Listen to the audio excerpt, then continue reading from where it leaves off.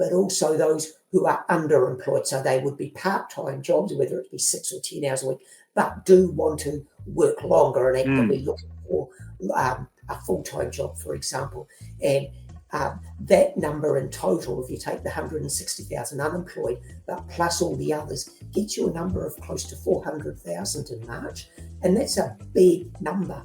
And so I know you hear a lot about employers and businesses complaining about not having people for the workforce, but 400,000 New Zealanders are actually out there wanting to pick up new jobs or wanting to pick up more work.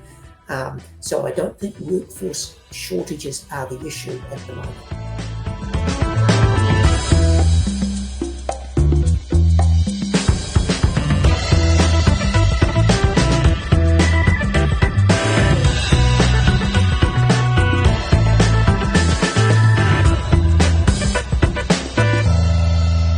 Kia ora koutou, and a warm welcome to episode 16 of Locked Out with Craig Renney. By day, I'm the economist and director of policy for the New Zealand Council of Trade Unions. But by night, this podcast looks at the numbers in New Zealand and asks the hard questions so that you can too. We hope that you're enjoying the show and what we do here at Locked Out. If you like the analysis you hear on the show and think others would do too, then recommend us to your friends or even your enemies. Also, give us a recommendation wherever you get your podcasts. It really helps get the word out. Here at Locked Out, we're always really interested to hear what our viewers and listeners want to know. If it's making you say, did the Minister of Finance really say that? You can be in no doubt, we are too. So get in touch. I'm on X, Blue Sky, and on Substack. We want to hear how we can help you navigate the numbers by asking what's really going on and answer the questions being thrown around by politicians and experts alike. Now, we're very fortunate on the show today to have my colleague and my friend, Ganesh Nana. Now, Ganesh Nana used to be the chair of the Productivity Commission in New Zealand. The Productivity Commission, for those who don't follow politics perhaps as closely in New Zealand as others, was an organisation that looked at how to deliver a better economy and how to deliver productivity growth in New Zealand. It was changed by the incoming Labour government in 2017, and it was given more of a focus on well-being. Since then, unfortunately, in the incoming national government in 2023, it was abolished and its money was used to establish the Ministry for Regulation. We're here with Dr. Nana in order to talk about unemployment. And the reason we're here to talk about unemployment is because we just received some unemployment numbers that really shows us how far we've fallen in the labour market.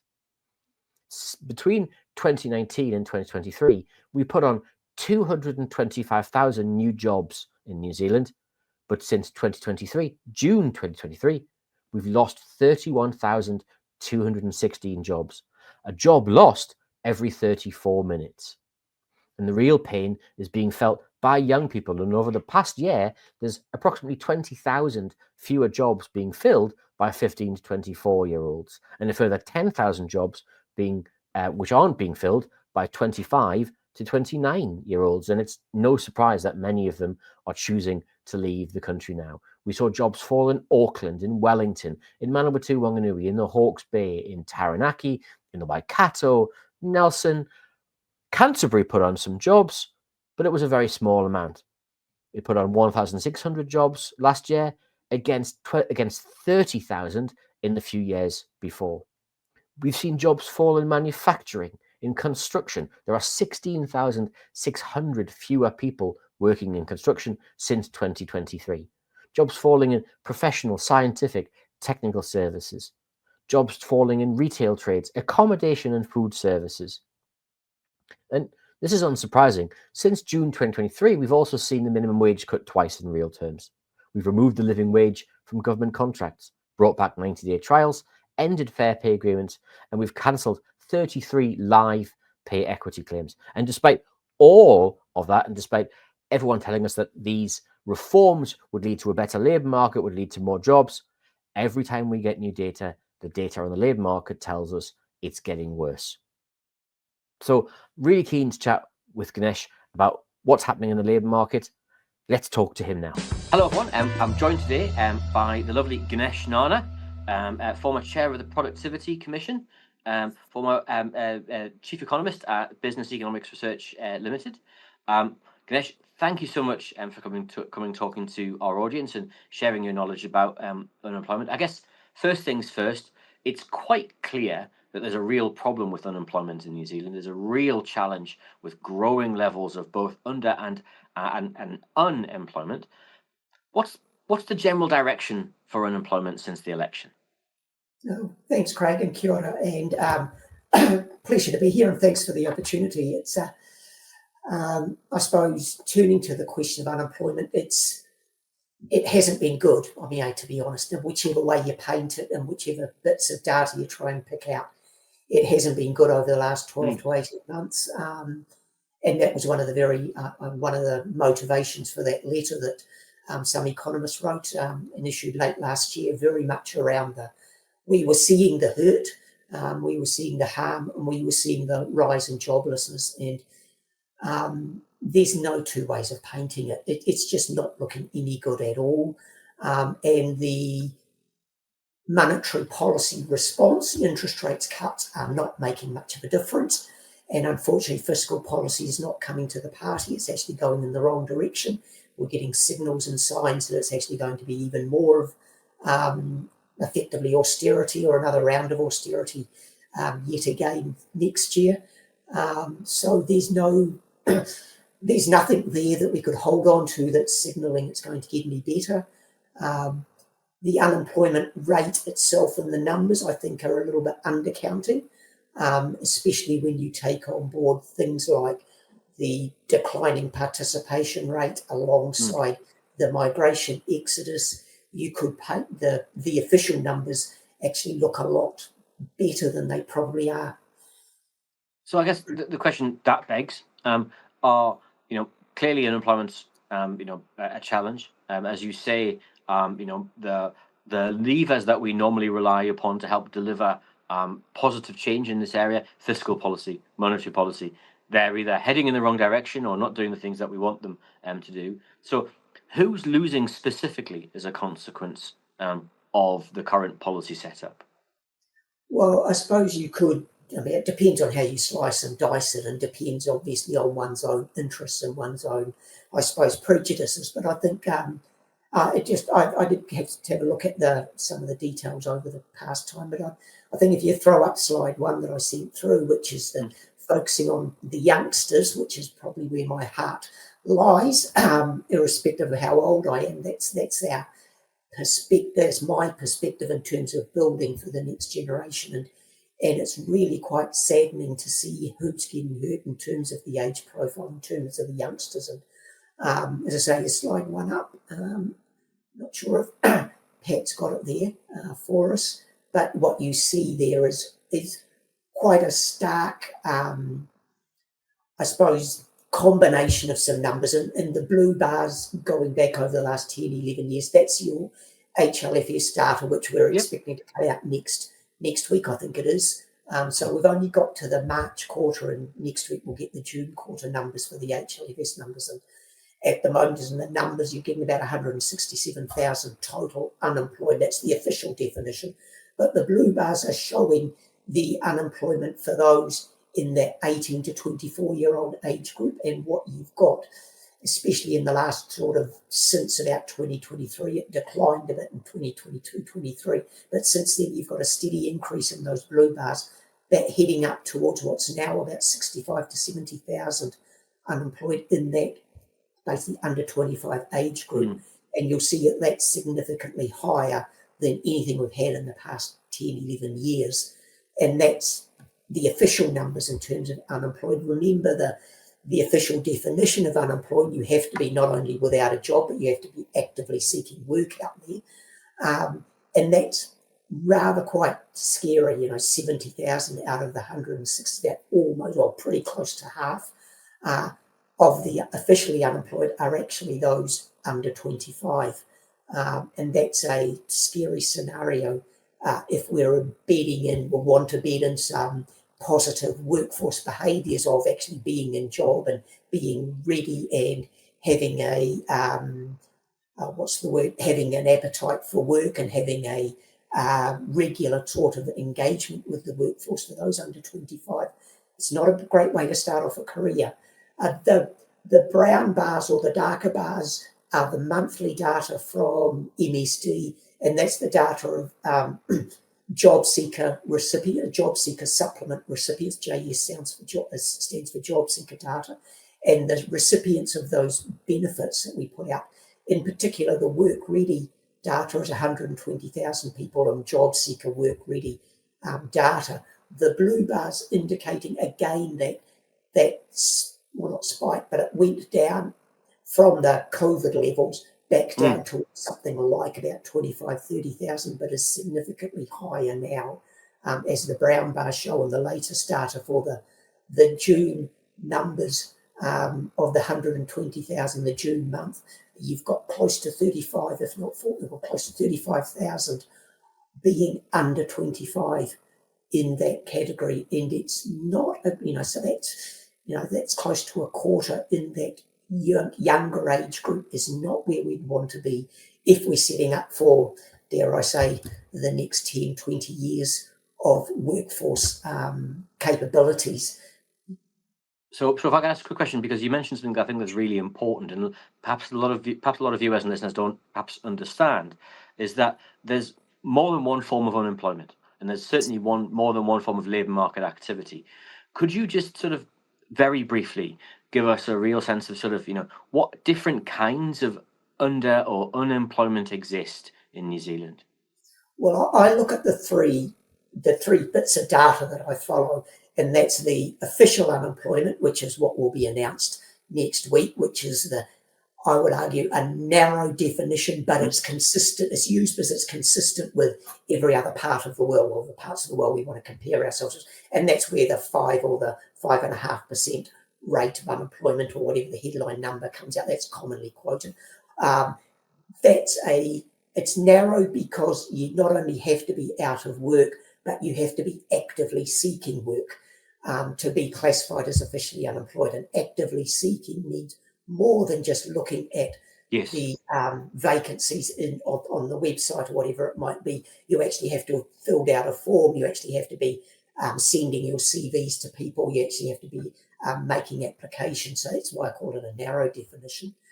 The other one that you look at in that brown picture that I showed before, which is the recipients of job seeker benefits, and that, in the colloquial term, that's being on the dole.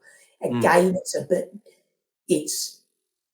bit narrow because you have to go through a whole lot of hoops with MSD to fulfill the criteria to be eligible for job seeker benefit.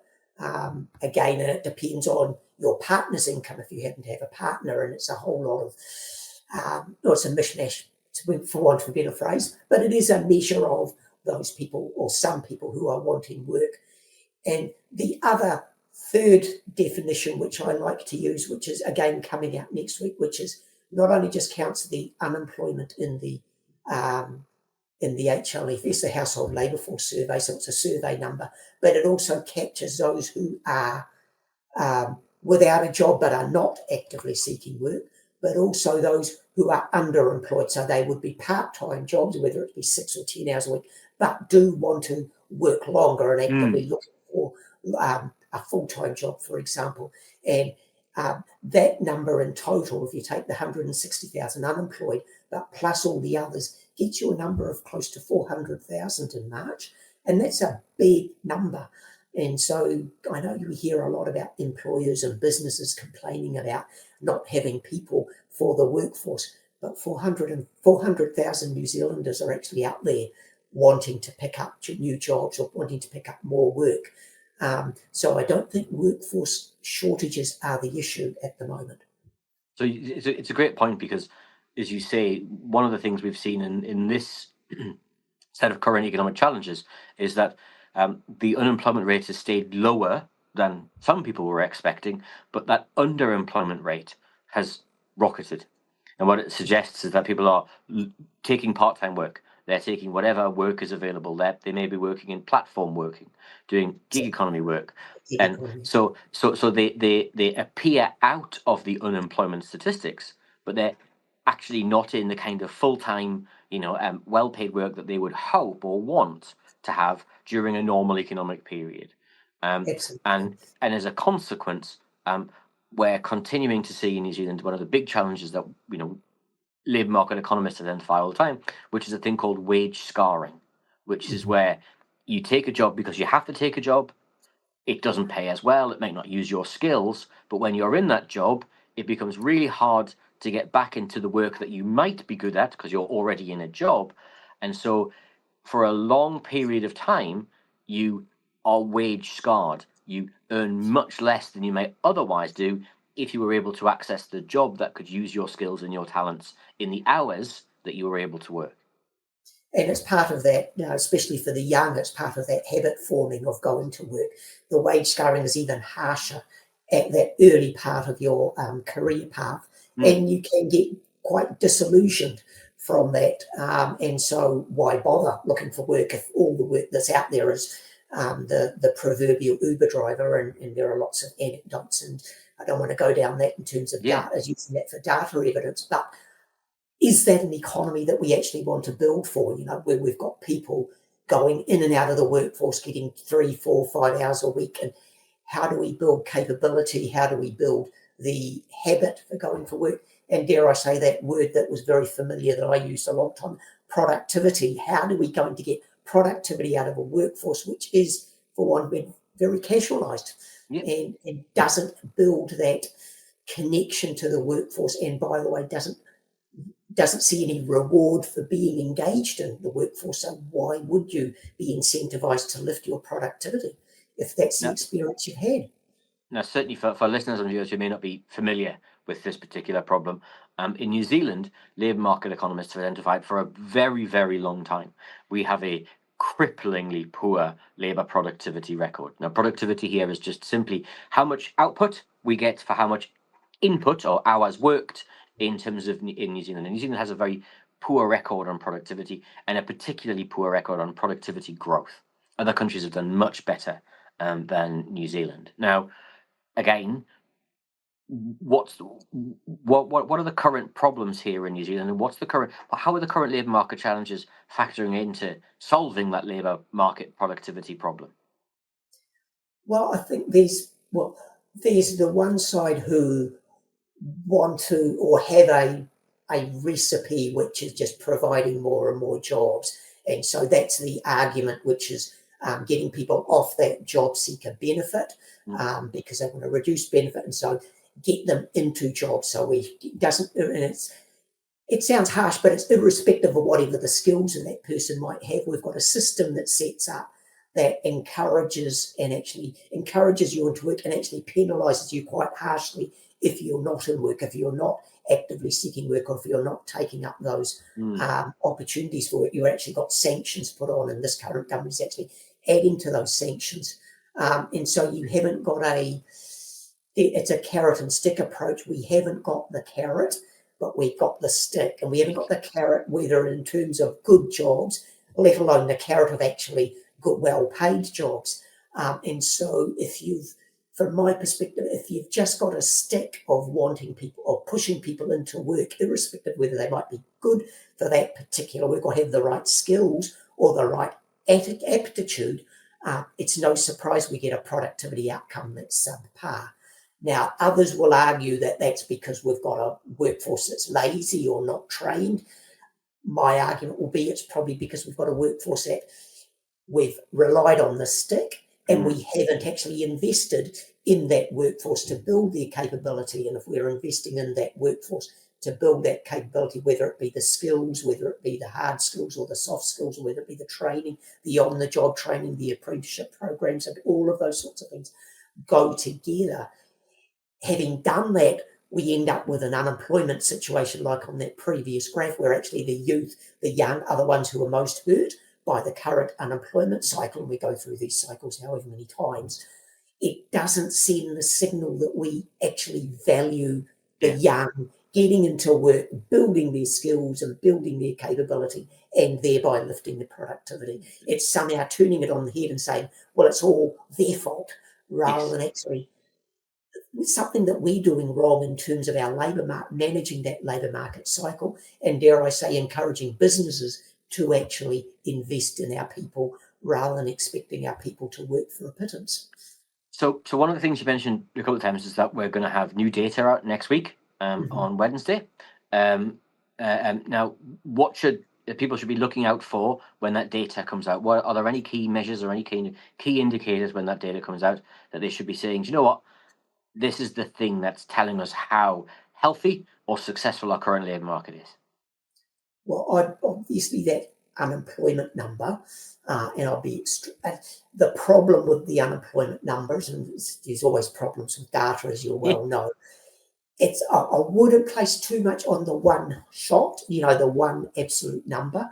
Part of the problems, as I say, is around how many people have basically shrugged their shoulders, say, been disillusioned, can't be bothered, and literally exit the workforce, and that's that participation rate that we can talk about if we really want to. So I'd be looking at the unemployment number in the context of whether it's significantly up or significantly down. If it's hovering from that percentage rate and that sort of that 5 to 5.5 mark, to me that's a pretty much it's bad, and we know it's going to be bad. If it's significantly higher than 5.5, I'll probably be really scaring the living daylights out of people. If it's significantly below 5, that would be an extreme surprise, and we'd have to look at explanations for that. The other side of it, though, what I'd be looking at is actually the job market itself, the employment numbers, how many people in jobs. Now, I've got in slide 2, I think, and Pat can put that up, is how the jobs are currently, or this is the change in the number of jobs we've had from March, this is the latest number, March of this year compared to March last year. And we have to do comparisons for the previous year because this is all seasonal, jobs are seasonal, but that's a technicality. But look at the types of jobs that we're losing. We're currently, in terms of number of people in jobs, I think the latest data for March, correct me if I'm right, Craig, but I think we were 20,000 down year on year, there or thereabouts. But the breakdown of that, look at who's had the biggest hit is the technicians and trade workers, and that's the, dare I say, the construction industry along with a whole lot of other things. Probably, I haven't got hand on heart on it, but that 30,000 or 30, whatever it is, 33, 34,000 reduction in number of jobs on the year in that particular category, that's quite scary. That's big. That's reflecting that construction industry downturn, but also probably reflecting that's the people who are literally going on those planes and getting out of here because they don't see any future. The other one is the clerical and admin staff. Now, you could argue what's behind that. Some of it could well be the front office, back office argument that this government's got in terms of austerity. I'm not sure, but again, a fair number of those, they're the ones who are footloose and, could well be on the plane outside. And then that other one, machinery operators and drivers. Now, many will say they'll be the unskilled, but again, or the ones who are low paid, definitely, or unskilled. Call it what you like, but those are the categories that are also getting hurt in terms of numbers of jobs. Now, I'd be looking at this breakdown for the numbers next week and just looking at whether that's continuing or whether we're getting even more of a scarring in that area, and having a look at whether the professionals, which is in the olden days we used to call them white collar, it's not. I can't see how that sort of breakdown for jobs is actually sustainable. You're getting more and more white collar jobs with less and less technical and trade and clerical and admin. It's nice and easy for people like me to say front office, back office, but you can't disconnect the two given any economic mechanism that we'd like to think of. It's not pretty out there in terms of jobs, let alone unemployment. So I'd be looking at the job numbers and seeing whether they're positive or negative. But I think the monthly data that came out with the jobs filled data that came out last week is not looking good in terms of totals of jobs out there. So one of the things I want to test with you, because I personally always look at the number of hours worked. And for the first time in a long time, we started to see the number of hours worked starting to fall. And that would have been a long-term 10-year trend of the number of hours worked going up? And also, what's the difference between the Māori rate of unemployment, the Pacifica people's rate of unemployment, female unemployment? And if we start to see that diverge very significantly from the general rate of unemployment, we can start to see real pockets of change. So I guess final question from me, Ganesh, is, we can point to the fact that there's going to be a real bunch of bad numbers at the budget, not at the budget, at the statistics lockup. There are always bad numbers at the budget. But what we're also likely to see is that no change from the government in terms of how it responds to rising unemployment numbers, and in particular to rising youth unemployment. So what does a better labour market look like? What should we be doing right now, given the numbers that are here and given the numbers that are likely to be in front of us over the next few months? Well, it's without being too cute about it, it's fiscal policy is the missing in action. We've got an economic cycle that is going down, and I know everybody's pointing at someone else to do something. You've got the Minister of Finance telling the Reserve Bank Governor to do something, and the Reserve Bank Governor is pretty much doing everything it can do. It's reducing interest rates. Well, wow, reducing interest rates, as you well know, is only just going to help me, because it makes the price of my house, or the so-called value of my house, go up even more, which is great. Might not do much to my term deposits, but I can bear that. We've got to get past this idea that monetary policy is going to solve everything in the economic cycle. Fiscal and monetary policy go together. They have gone together ever since the year dot, or the year dot being 1935, when J.M. Keynes came out with this great thesis, for want of a better phrase, that government cannot stand on the sidelines. It requires fiscal policy. It requires government to stop its austerity drive. It recognises that it needs people in the workforce. So let's start looking after our people. Let's invest in our people, which is those active labour market policies that the WEAG, the Welfare Expert Advisory Group, wrote up a long time ago. We can't stop. We've got to stop ostracising our people and penalising them and telling them it's their fault for not getting a job. We've actually got to start offering carrots for them, which is, yes, get off the benefit, yes, get a job, but don't lose the benefit so much. That 70% abatement rate on the job seeker is such a killer for those who are actually in that position of being unemployed, but they perhaps get even if they are lucky to get that Uber driver job for 10 hours a week, they're immediately penalised by 70 cents in the dollar from their job seeker. So it's why would you get off your butt and get a job under that sort of scenario, and let alone be productive? And so, let's start investing in our people rather than pretending we can wave a big stick and somehow that's going to magically solve our problems. It sounds like sound advice to me. Thank you, Ganesh, so much for coming on the show. I'm sure we'll have you on the show again, and I look forward to it. And hopefully, after we have the unemployment numbers next Wednesday, we'll have some better news. I don't think we will. Yes. But hopefully we can look forward to some better policy in the future to tackle. I think the critical point is the numbers that come out next Wednesday. But please remember, they are people. There are people and families and whānau behind each of those numbers. And that is what hurts the most when we get these horrible numbers coming out. Thank you so much, Ganesh. Thank you, Craig. Now for the section of the show where we look at the numbers making the headlines in New Zealand. And as we talked previously, the unemployment numbers are the numbers making the real headlines here. As I said, 30,000 people having lost their jobs. Beyond that, it's been a very quiet week in the economic data front. We'll start to see labour market data again put out next week, and we'll have a very special episode of the show where we'll be coming to you live from Statistics New Zealand, telling you what the data is telling us about the labour market, about unemployment, about youth unemployment. So we hope that you can join us there. Thank you so much for joining us here on Locked Out Podcast. We hope you found it in parts maddening and in parts enlightening. If you've enjoyed the show, please give us a review or a recommendation on YouTube, Spotify, or wherever you download. Locked Out looks forward to talking with you more next week.